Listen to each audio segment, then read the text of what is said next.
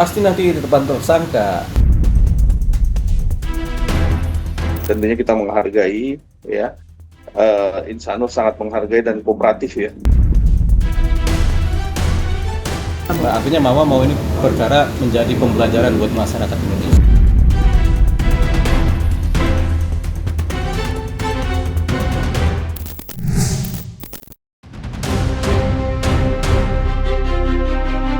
Kasus dugaan perzinahan dan perselingkuhan antara Inara Rusli dan pengusaha muda Insanul Fahmi kini memasuki babak baru usai Polda Metro Jaya secara resmi meningkatkan laporan yang dibuat Wardatina Mawa dari penyelidikan ke penyidikan. Dengan naiknya status pemeriksaan terhadap Inara dan Insan, kini keduanya sudah satu langkah lebih dekat ke persidangan untuk mengadili kasusnya. Terseretnya nama Inara ke dalam pusaran kasus dugaan perselingkuhan dan perzinahan menuai banyak tanggapan. Ada yang menyebut Inara dan Insan layak mendekam dalam tahan, ada juga yang berharap Inara tidak perlu mendapat hukuman lantaran sanksi sosial sudah menghukumnya jauh lebih keras, bahkan sebelum hukuman benar-benar diberikan. Lantas apa kata praktisi hukum Deolipa Yumara mengenai status hukum Inara dan Insan yang sudah naik tahap penyidikan di Polda Metro Jaya?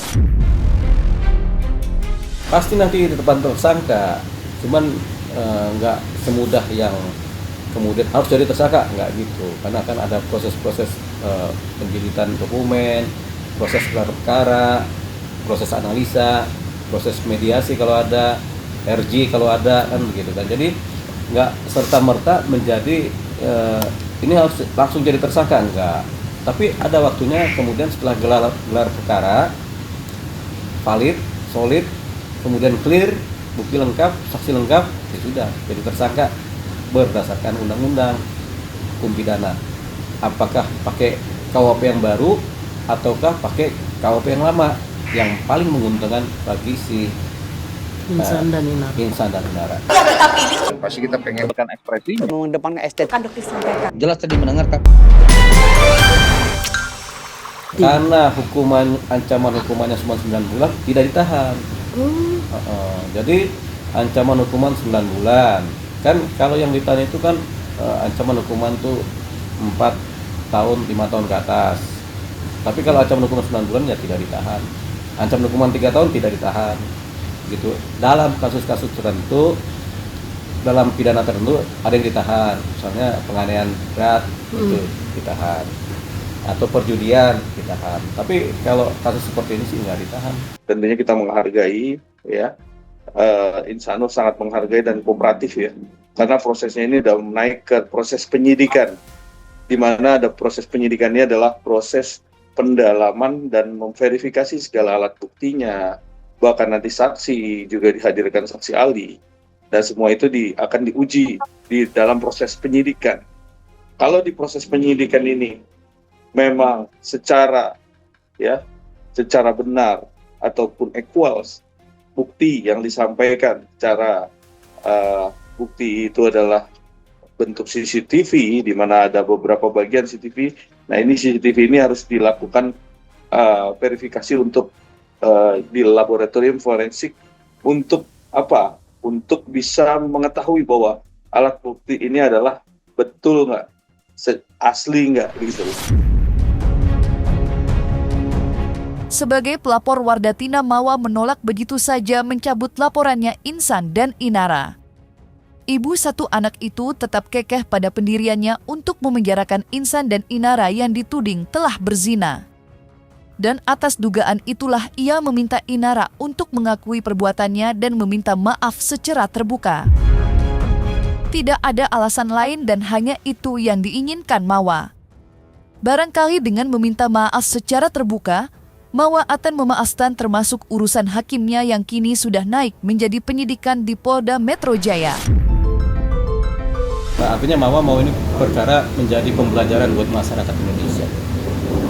Dia nggak berpikiran sempit buat dirinya sendiri, tapi dia menjadikan perkaranya ini sebagai pelajaran yang berharga buat masyarakat Indonesia. Jadi bukan buat kepentingan Mawa ya, tapi buat kepentingan masyarakat Indonesia. Ini jadi pelajaran loh buat kita semua. tergantung insannya. Kalau dianya bandel, mana dia jerak begitu. Dia main lagi bisa tuh kalau dia bandel. Udah dihukum juga tetap aja dah begitu. Kan laki-laki itu kan. Tapi kalau dia ini udah jerak ya sudah selesai, dia jadi laki-laki yang setia kan. Gitu. Tergantung ininya laki-lakinya tuh. IF minta maafnya kemana dia? Oh, padahal kan kemarin aku bilangnya pas mediasi di pasang media. Dia ngechatin terus, tapi aku mohon maaf aku nggak balas. Ya, belum ada pertemuan dan juga belum ada titik terang yang baik. Meski status hukum atas laporan Mawa membuat kasusnya naik ke penyidikan, Inara tetap berjuang dengan laporannya di Bareskrim Polri. Kali ini Inara menghadirkan mantan asisten rumah tangganya untuk menjadi saksi. Dan ditemani kuasa hukumnya, Yuni kemarin memenuhi undangan Bareskrim Polri untuk dimintai keterangan. Dari keterangannya pula terungkap siapa orang yang memindahkan CCTV dari rumah Inara ke ponselnya. Sontak pengakuan asisten rumah Inara itu membuat publik bingung. Akankah kasus laporan Mawa di Polda Metro Jaya dapat gugur atau tidak sah secara hukum lantaran barang bukti yang disertakan didapat dengan dugaan yang tidak sesuai? Bahwa saksi Y ini sudah melihat secara langsung bahwa yang mengambil CCTV itu adalah saksi A. Ya. Jadi dia yang mengambil memori lalu memindahkan ke HP. Nah dari HP itu dia pindahkan lagi menggunakan kabel OTG ya, OTG ke perangkatnya dia sendiri. Gitu. Dan memang pada saat itu meminjamkan HP-nya ini dari HP saksi Y waktu itu, karena kebetulan tidak bisa dipindahkan langsung ke HP-nya dia. Gitu. Karena alasannya mungkin beda perangkat ya, dua HP-nya itu nggak bisa. Baru masukkan ke HP saksi Y, baru dipindahkan ke saksi milik A. Bahwa dari saksi Y ini mengirimkan video tersebut ke berbagai pihak. Dia tidak ada mengirimkan ke Firgon, tidak ada mengirimkan ke siapa-siapa, dan memang terbukti video ini yang memperoleh adalah saksi A, tidak ada dari yang lain. Sah dong. Bukti CCTV apapun juga yang didapat dari manapun juga, kalau dia berkaitan dengan A, mencatat atau merekam adanya dugaan tindak pidana, itu bisa dipakai. Kenapa? Karena fungsinya CCTV itu untuk merekam keadaan sebagai bukti mata untuk melihat suatu peristiwa. Apakah ini peristiwa biasa ataukah ini peristiwa hukum? Peristiwa hukum ini pada umumnya peristiwa hukum pidana. Gitu. Jadi kalau ada peristiwa hukum pidana, CCTV dari manapun juga bisa dipakai. Jadi kalau memang ini asli, tentunya ini bisa dikatakan alat bukti ini juga bisa digunakan. Dan juga apakah alat bukti ini betul-betul yang kita duga adalah alat bukti yang melawan hukum, artinya ada proses hukum, sedang proses hukum di Bareskrim Mabes Polri, tentu itu ya juga kita uji. Kenapa kita akan hadirkan ahli? Karena nanti ahli lah yang akan menilai semuanya. Karena kita punya CCTV, ada CCTV di rumah-rumah, ya, di supermarket, ya kan? Ada orang nyuri di supermarket, yang punya CCTV kan supermarket, tapi kan orang lain bisa ngambil tuh CCTV-nya untuk menjadi barang bukti, gitu. Jadi CCTV itu tujuan utamanya yang paling dilihat.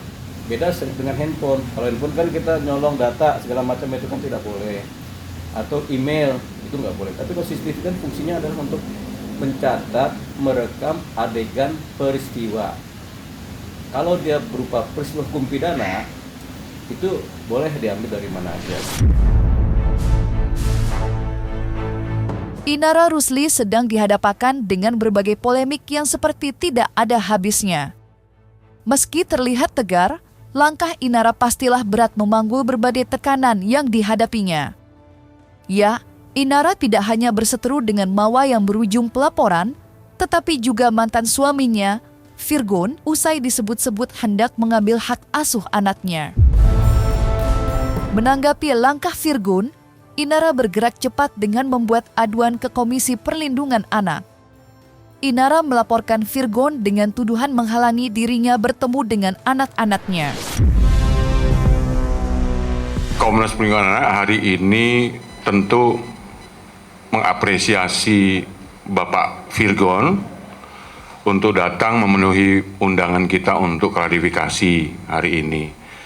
Agendanya tentu seputar tentang pelaporan yang dilakukan oleh Ibu Inara beberapa minggu sebelumnya. Pemilik hak asuh anak wajib untuk menyertakan kedua belah pihak, wajib ya, untuk memberikan kasih sayang. Artinya kami mau menghimbau juga agar tidak ada satu pihak pun yang berusaha untuk menutup akses kepada anak-anak.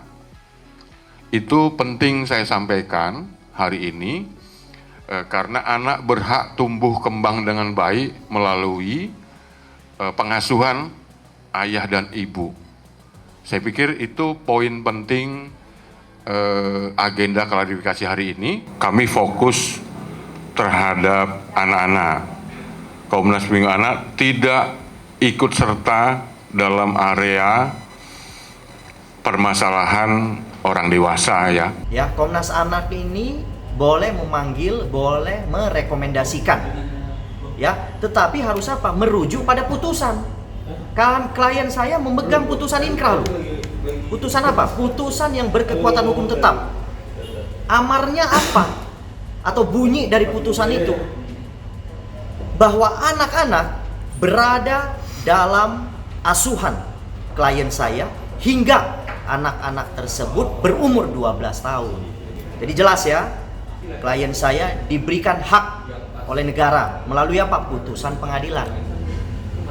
Yang apa? Yang berkekuatan hukum tetap. Yang kemudian harus dilaksanakan. Putusan pengadilan itu harus dilaksanakan. Tidak bisa cuma dibaca kemudian dicampakkan. Nggak bisa. Saudara P, kita sama-sama orang Medan. Ini hari aku konferensi pers. Ini merupakan teguran ketiga dan peringatan terakhir buatmu. Ya, kau kembalikan anak itu secara sukarela. Waktu kau ambil, kami sukarela kasih kau.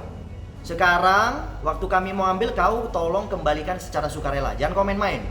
Ya, jangan kau tunda-tunda. Ya, laporan polisi pasal 330. Suap lama, ancaman 7 tahun penjara. Ya, saya sudah prepare ini. Menanggapi laporan Inara Rusri ke Komnas Pelindungan Anak yang dianggap kelewat batas, kakak Virgon, Feby Carol dengan tegas membantahnya dan menuduh Inara telah membuat cerita palsu.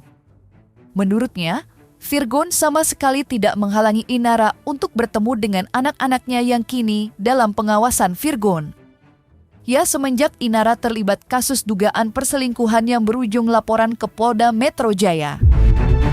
Dan seperti inilah tanggapan keras Feby Carol atas tuduhan Inara yang disebutnya cerita palsu.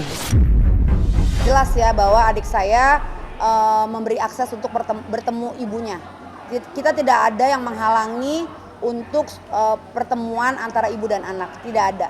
Cuma di sini kan ibunya kan lagi ada masalah, jadi ada baiknya sementara anak-anak sama bapaknya gitu, sama Virgon.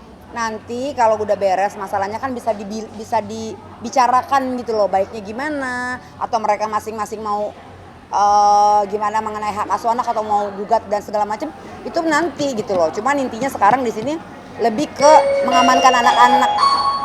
Setelah hasil mediasi itu disepakati, apakah mediasi gagal ataupun sepakat damai, kita akan segera mengajukan gugatan peralihan anak kepada klien kami dalam waktu dekat.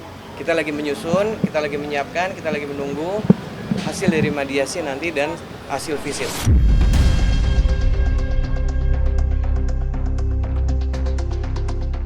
Nah, selesai sudah, Cumi Lovers. Jangan lupa untuk like, subscribe, dan juga share channel YouTube Cumi Cumi.